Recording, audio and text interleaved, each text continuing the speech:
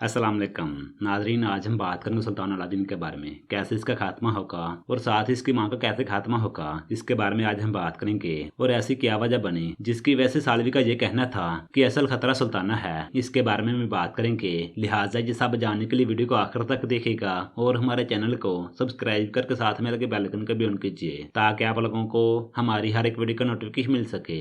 नाजरीन, सबसे पहले बात करेंगे सालवी की। सालवी ने पिछले ट्रेलर में ये कहा कि असल खतरा सुल्ताना है, इसके पीछे एक ही वजह हो सकती है और वो वजह है सुल्ताना के मंसूबे। सालवी सुल्ताना के बारे में सब कुछ जानता है और यकीनन सुल्ताना ने कुछ न कुछ ऐसा किया होगा जिसके बाद सालवी का ये कहना था कि असल खतरा सुल्ताना है। और यहाँ पे हम आपको वाजे कर दें, सुल्ताना को अभी तक ये नहीं पता चला कि सालवी एक मंगोल है। खैर, सालवी नाइमान को ये कहेगा कि असल खतरा सुल्ताना है, हमें सुल्तान मसूद को दोबारा सुल्तान बनाना चाहिए, ऐसी कुछ राय देगा। और इसके अलावा यह भी हो सकता है कि कोनिया में सरदार सुल्तान मसूद के हिमायती हूँ, यानी सुल्तान मसूद को दोबारा सुल्तान बनाना चाहते हूँ। आपको याद होगा उस्मान के शामिल लड़कों को यह कहना था कि सभी सरदारों के पास जाओ और सबको यही कहो कि हमें सुल्तान मसूद को दोबारा सुल्तान बनाना चाहिए, और जो सोना मांगे उनको सोना दो और जो जंग करे उनके साथ जंग करो। ऐसा कुछ उस्मान का कहना था। यकीनन एक ये भी वजह बनी होगी जिसके बाद सालवी का यह कहना था कि असल खतरा सुल्ताना है। खैर, सालवी नाइमान को हालात के बारे में आगाह करेगा और उसके बाद नाइमान का रुख सुल्तान मसूद की तरफ होगा, यानी सुल्तान मसूद को दोबारा सुल्तान बनाया जाएगा। नाइमान ही ये सब करेगा और जब ये सब हो जाएगा